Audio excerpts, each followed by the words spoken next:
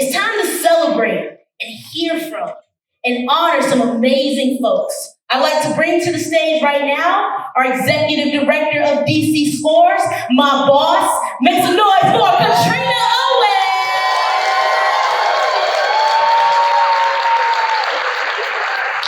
Good evening. Thank you all for being here.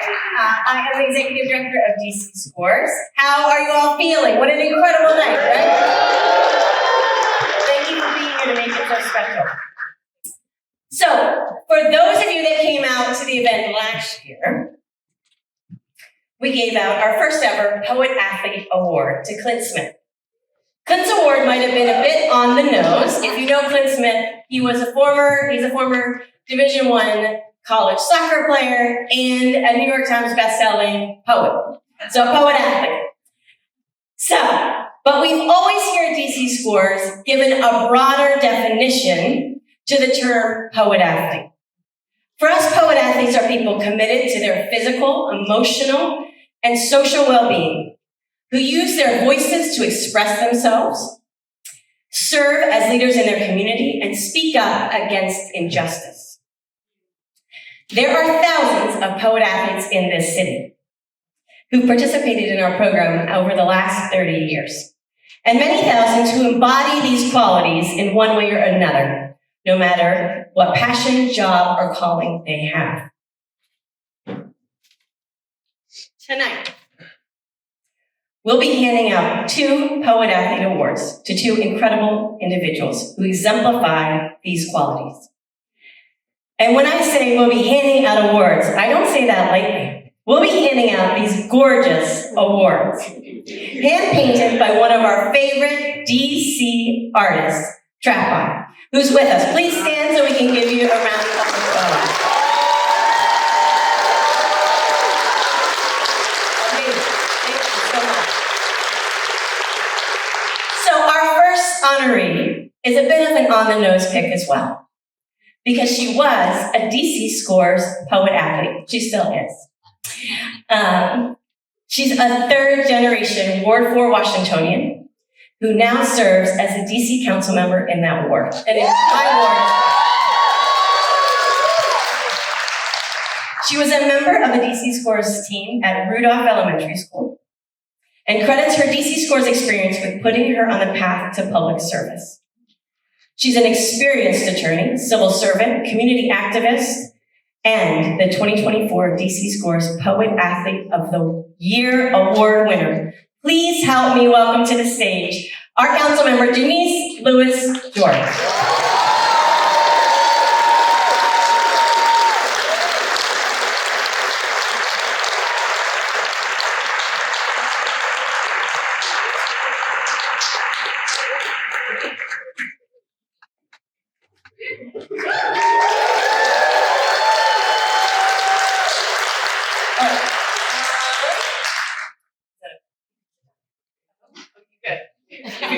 Okay. You're fine. Yeah, we're all good. Everybody good? Yeah. Okay, so I'm also a huge fan of our second honoree, as are my sons and my niece, who's here. Everybody say happy birthday, happy early birthday to Sydney.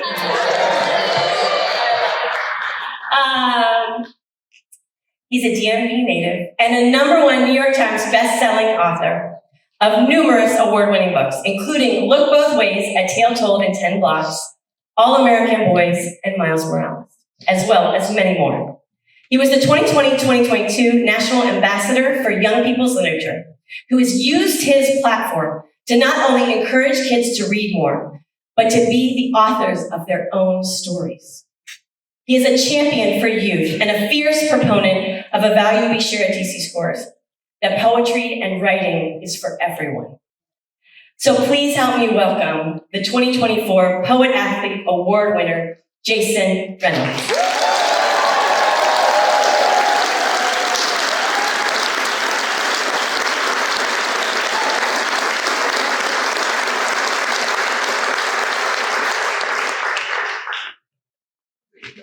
They just give it to me and I give it back to you.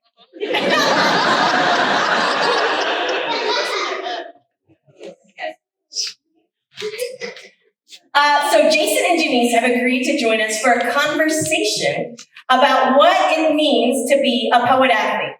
And to help us facilitate that conversation, I'd like to invite another amazing person whom I'm a massive fan of. Many of you will recognize her voice that accompanies your commute or your morning routine. Ms. Esther Ciammachilli is the local host of Morning Edition on WAMU, our local NPR affiliate. I start my morning every day with Esther. Esther is a public radio legend, having been a reporter at stations in Birmingham, Alabama, and Reno, Nevada. An avid soccer fan, Esther has also performed as an actress and singer in Las Vegas. So she shares DC Score's passion for sports and the arts. In fact, she's one of our biggest champions. So please help me welcome Esther to the stage to facilitate our discussion.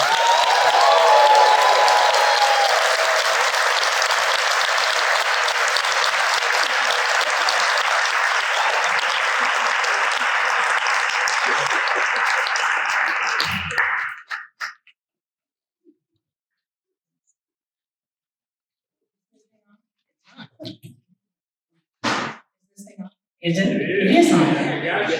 Sorry, I'm not used to people being able to see me when I talk.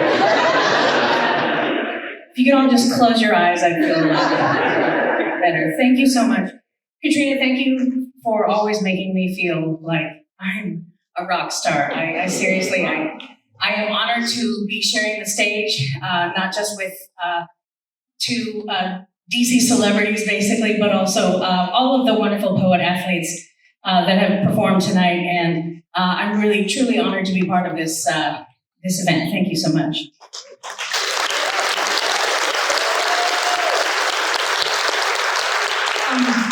I first learned about DC Scores when I met Charity at a Halloween party a few years ago. She, you know, as you do when you're in DC, when you meet people for the first time, so what do you do? And she said, I work at DC Scores. And I said, what is that? And she explained it to me. I'm like, hold on, wait. Poetry and soccer together?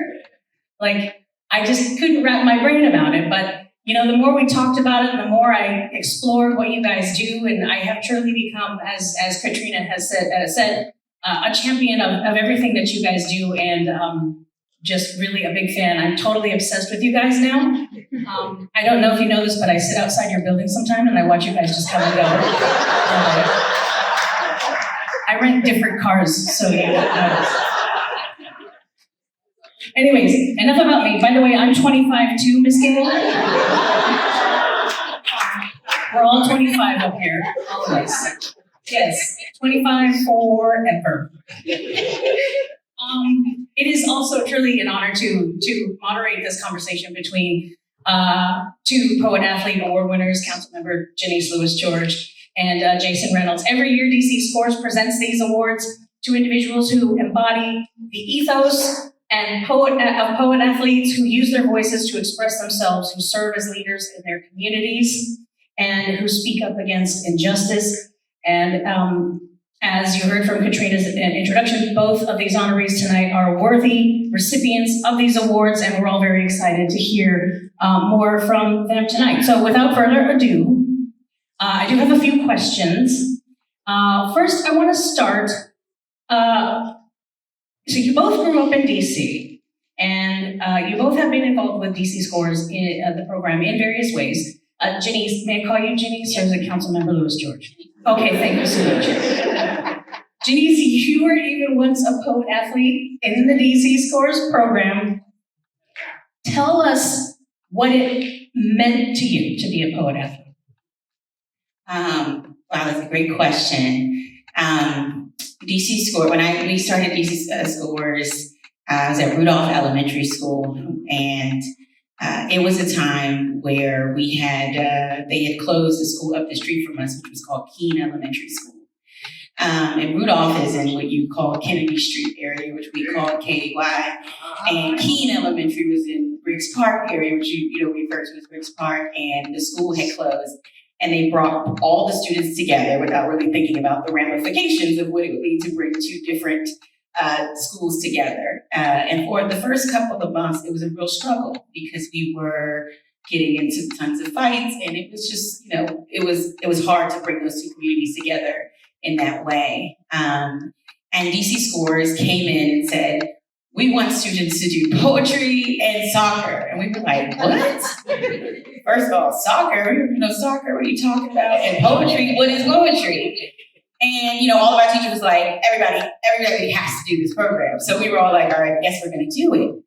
And we had no idea how it was going to transform our lives in a way.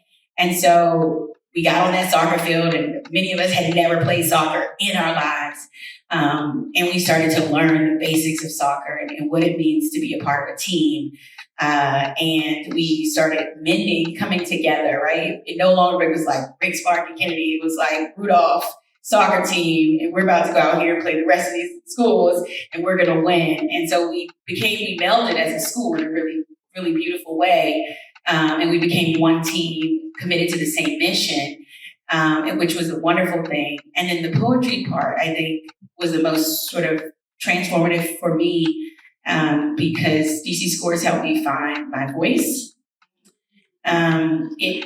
Poetry really affirmed me as a young Black woman, and the emotions I felt in first reading poems, poems give you emotions, and I hadn't even dealt with those emotions before, but it affirmed me and it made me feel comfortable in my feelings and my emotions in a way. And I started to learn about Black poets and great Black poets, and I started being interested in who are these amazing Black poets, and this is my culture, this is who I am, and I started being proud of who I am as a Black person, as a Black woman, and it really just opened the door for me in that way. And so the first time I ever got in front of a crowd of people like this, as a young student, as a third grader, and they said, read your poem, I was so nervous. I had never in my life stepped into a light and used my voice. But I remember that moment, and I remember getting through that moment, and I've been using my voice ever since that moment. And so it is a beautiful thing for me to see these young people step into this light and to use their voice, because I know that they're going to be using their voice from this day forward in such a positive way. And so for me, to be a poet-athlete is to be someone who uses their voice, who harnesses all of who they are, who are proud of who they are, who's a change maker, someone who is proud to be a part of what we call our community, this idea that we are all one together. And when you notice the little poet-athletes, when they were coming up, each of them, the way the others clapped for them and affirmed them and believed in them. A poet-athlete is someone who understands that they could how to support your community, and what that looks like and what that means, and to just be ever learning, ever growing, ever wanting to be a better person. And so that's what a poet-athlete is to me, someone who steps into their own, uses their voice, uses it to transform the lives of others. And I'm just so proud to be a part of this and to see young poet-athletes today stepping into this light. And I can't wait to see what they're going to do as they move forward. So thank you.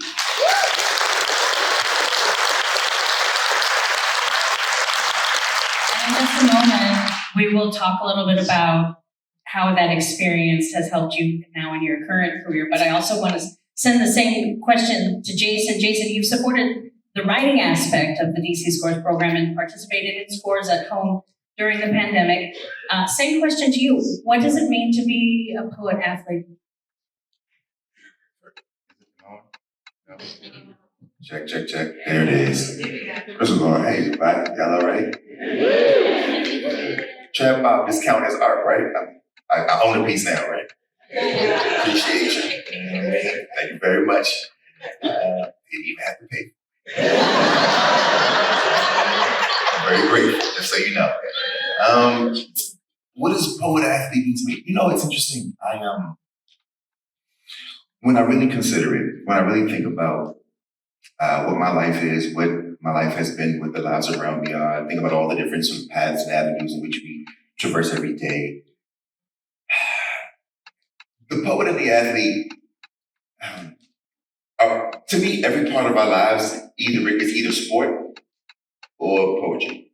It doesn't really matter what part, like if you really think about it, if you really consider whether it be family dynamics, whether it be workplace, whether it be school, for my shorties, whether it be dealing with lost loved ones, all of it to me either feels like a moment of sport, right? A moment of competition, a moment of challenge, or poetry, which oftentimes is us wrestling for the beauty. I think we forget sometimes that poetry is about wrestling for the beauty of things. Wrestling for the beauty of even a complicated moment, right?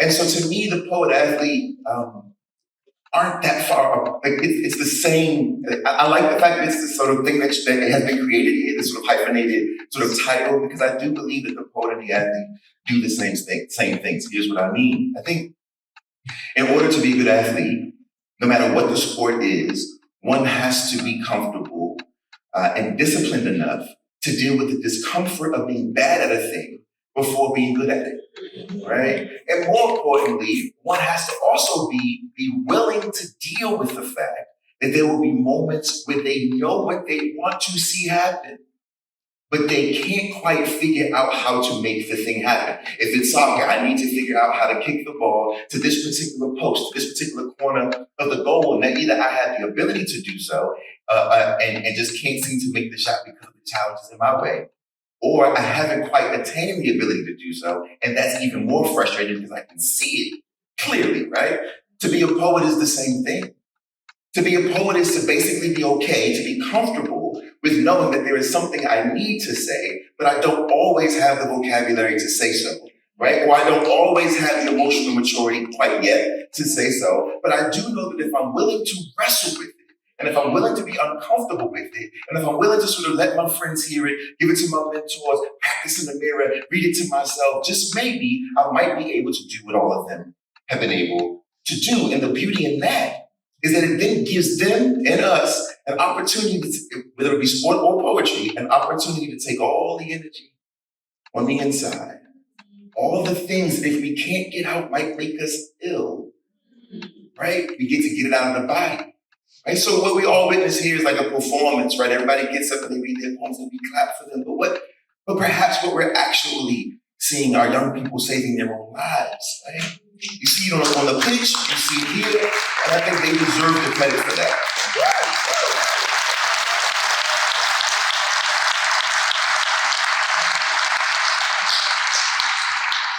So now I want to talk a little bit about how your experiences with DC Scores have helped shape your current career paths and where you are right now in your life. Janeese, we'll start with you again. So, in what ways did your experience with DC Scores and growing up right here in the nation's capital help to prepare you for the career you're in now? In all the ways. I think the obvious is I talked about already using my voice, but I think the first thing DC Scores taught me how to do was to lose. To how do we act when we don't win the game, right? And what are our next steps after we don't win the game? And so it taught me that like every time we lose, it's a lesson. And we learned how to do that. And the social emotional learning part of DC Scores is that really good piece of working together as a team, losing together as a team, and winning together as a team, and what that looks like. So it taught me teamwork. It taught me how to fall and get back up again, and how to learn from every loss. And in this role, I win some and I lose some. I won one today, I lost one today. Thank you very much. But it takes a lot of working with others and compromising and realizing the greater mission here. And every time that I go into, this advocacy world and what I'm fighting for, it helps me to remember sort of what the end goal is, which is to make a difference in people's lives and to transform people's lives and to make it easier for our young people. It helps me with the sort of issues we have in this city right now around violence and crime, et cetera. And people often talk about, man, our kids are, people use words to describe our young people. And the words they use right now are, these kids these days, they're so bad. And these kids these days, they don't, they not like kids used to be. And I remember when I was at Rudolph, and I remember when people used to say those same words to me in our school and say, oh, those kids, they don't know how to do this. They can't read. They can't write. They're so bad. And that makes me remember that what people say about our young people, they hear it and they internalize it. And we as leaders have to be careful with our words because our young people are internalizing those words as we say them. And so I make a choice to speak life into our young people. And I make a choice to show up for our young people, not when something is bad, but for the good stuff too. Every graduation, every soccer game, every football game, every time our young people, every, science fair, STEM fair. I do it because I remember being a young person and feeling like people didn't see me. And people didn't see us and people didn't believe in us. And so it helps me in this space to remember, make sure our young people feel seen and they feel heard, and that the words they hear from their leaders and the presence they feel from their leaders is that this person is going to show up for me because they believe in me, because they love me, because they want to get to understand who I am. And I think that has been, one of the critical things for me. And I remember I struggled in the beginning with, reading and reading comprehension. And I remember it being a real big struggle until DC Scores came, and I was like, oh, it's not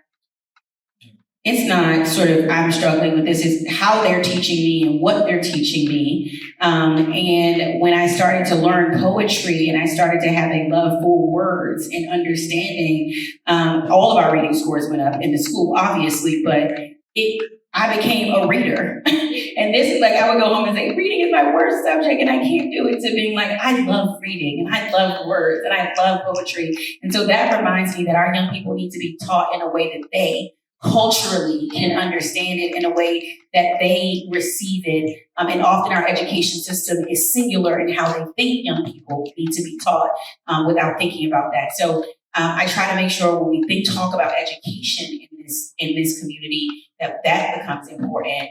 And then when we talk about funding programs, it's why I fight so hard for out-of-time school programs, because they make the difference. They're saving lives, they're doing the work, community organizations. And so that stuff is just as important. And so, DC Sports has really been, and I'm so glad I had this opportunity to grow as a young person in this city. And see the different ways this program has impacted us, because it makes me fight for programs like this even more every day.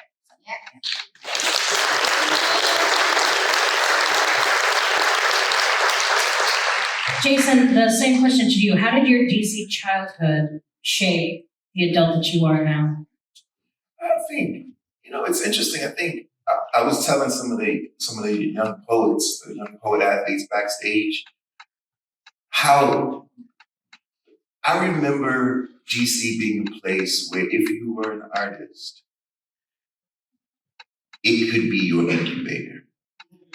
And I think sometimes some of us have forgotten that. Some of us may not have ever even known that. If you moved here over the last 10 years, you may feel differently, right? I think that, and after having traveled the world, you hear people talk about this particular city in a really interesting way. The way you're from DC is like, oh, you're from a federal district. You're from a federal town, right? This is a town of politicians. And I'm always like, no, this is a town of culture and creative people, right? And artists. And I remember I was telling them, I was like, yeah, and some of you who are a little older than 25, right?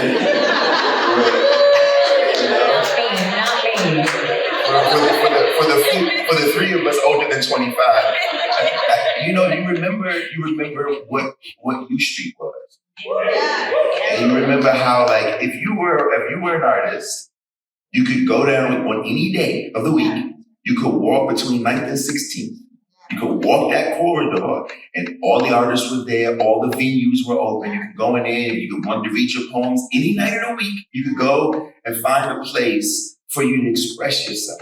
And so for me, when I think about sort of what the city gave me, it gave me space to be, right? It gave me a voice.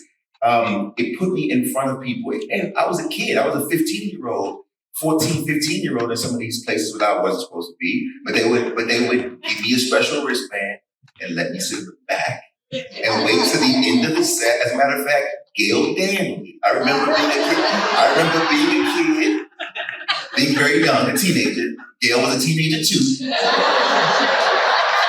I was watching Gail when I was a very young poet, because that's what the city, you could do that, right? I remember when Jill Scott used to come down here when she was a poet, right? I remember when Saul Williams, for the young Poet-Athletes, if you haven't seen the movie Slam, which changed so many things for the culture in which we now are part of, it was shot in this city, right here, right? And I think, so for me, I'll end it here but ultimately what I'm saying is, for me, the city gave me a stage, gave me a platform, gave me a microphone. It incubated and insulated me. The best artists I knew were from the city. When I got to New York, because I moved to New York to do the thing, and when I got to New York, it was a piece of cake. And so people if people talk about it, I'm like, New York City was a cakewalk for me because of the artists I came from and the city I came from.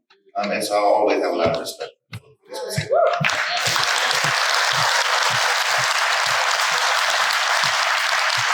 So really it should be that you can make it in DC. It should be. You can make it anywhere. Not New York, DC. This is the city that has a chip on its shoulder, because you gotta fight harder than every other city to do it.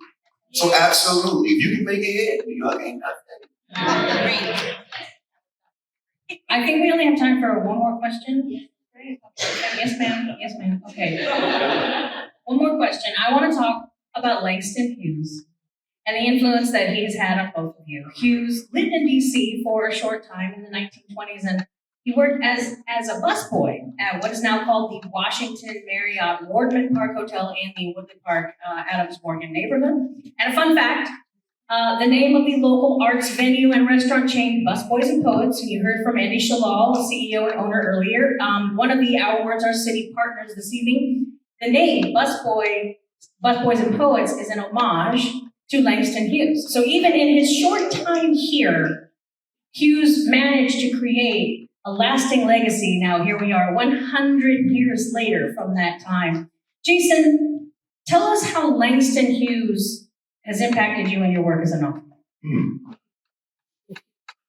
I think, what I'll say is, I think there is always the building block to anything, right? To me, poetry is the piano of literature. I always tell people this. I work as a novelist now, but I started as a poet. I will always be a poet. Even though I don't write much of it these days, it is used in all the things that I do make. Because I believe it to be the piano of literature. What I mean by that is, if you understand the piano, for the musicians, if you understand the piano, you can understand all the instruments, right? You may not be able to play them all, but you can understand how they work. To me, poetry is where that starts, right? For literature, for writing. If you can understand how to wield language in this particular way, then you can pretty much play around with all of the forms once you get comfortable and confident. Langston Hughes, to me, is the piano of the poets, specifically the Black poets. I think that if you are a Black poet, he is the gateway, he is the entry point, he is the building block, he is ground zero, the linchpin, the cornerstone, right? That is where, to me, right? And then we could go all the way back to Phillips Beatley. We can do the history, but in terms of someone taking the Black experience and presenting it to the Black people, which is who he was writing for, in a very eye-level way, in the language of the time, right? We get on our kids about, like, y'all speak this, y'all do this incorrect English. Langston Hughes was using the language of the jazz era to speak directly to its constituents during the time in which they were living, right? He was the people's poet. He understood how to, I was a kid when I read I Too. It opens with, I am the darker brother. That's a very powerful line, because what it says to me is, I am a part of a family. I might be different than the other people in this family, but I am a part of the tapestry nonetheless. That's a powerful thing to say, right? And so to me, honestly, I think he's underrated, first of all. I think he's underrated. I had a professor tell me that he was too rudimentary which means he was too simple to be studied. When the truth of the matter is, a true master knows how to create simplicity. It takes absolute difficulty and talent to make something so hard seem so easy, right? And so to me, I think he was the master of his craft. And lastly, I'll say this. One of the most powerful things Langston Hughes ever gave us was permission. Langston Hughes was the poet, the first of its kind, to say that Black people in this country are both beautiful and ugly because we are human and deserve to be so. Before that, we were all afraid to say we were ugly because we were always called ugly by everybody else. But the truth of the matter is, I deserve an opportunity to be whole. And that means I won't always get it right. He gave us the permission to do that, right? And I will always be grateful for that, the master, Langston Hughes.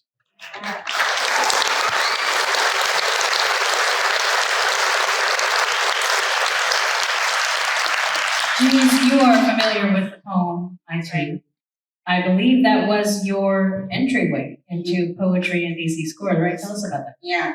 So it's funny because you take different parts of different poems, and when I first read it, I am the darker brother. They send me to eat in the kitchen when company comes, but I laugh and eat well and grow strong.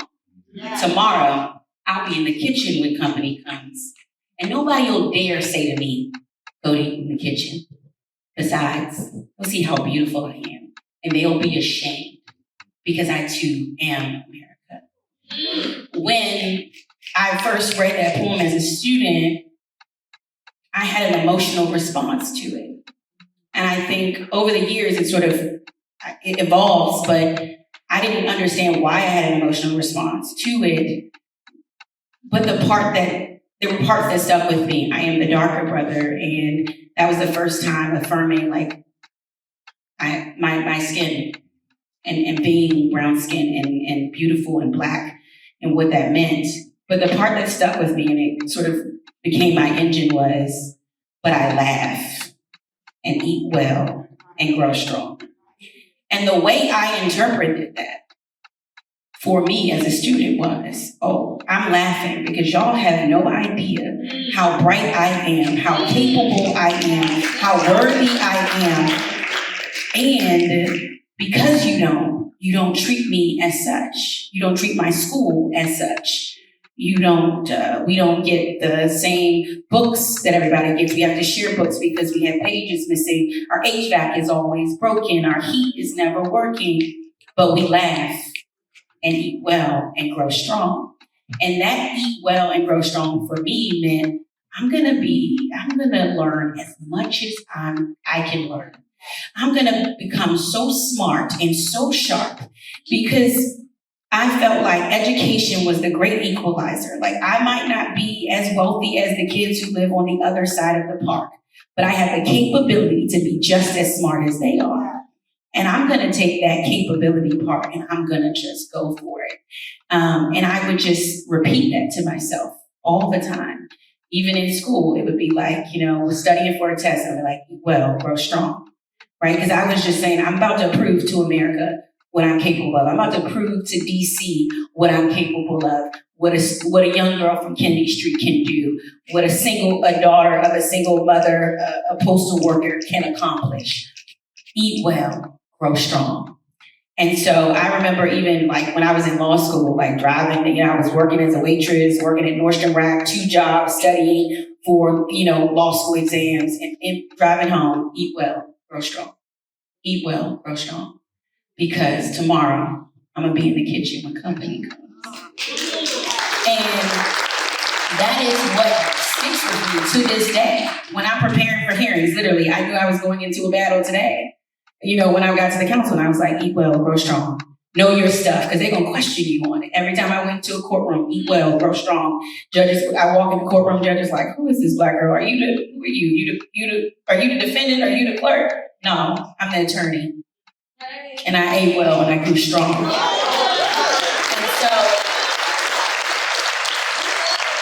that is what that poem meant to me. And I literally, to this day, I use it as a way to say, I'm not going to walk into any room unprepared. I'm going to prepare for everything. I'm going to try to be the best that I can be, because it is my mission to prove to this country, like Langston Hughes was saying, and to this city, like our young people are saying and crying out right now, that I too am America, and we deserve to be.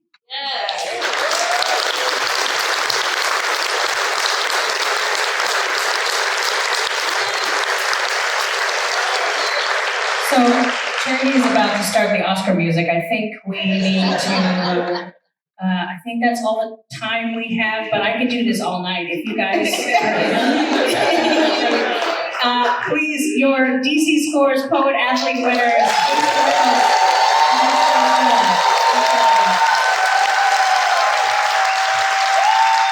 Up to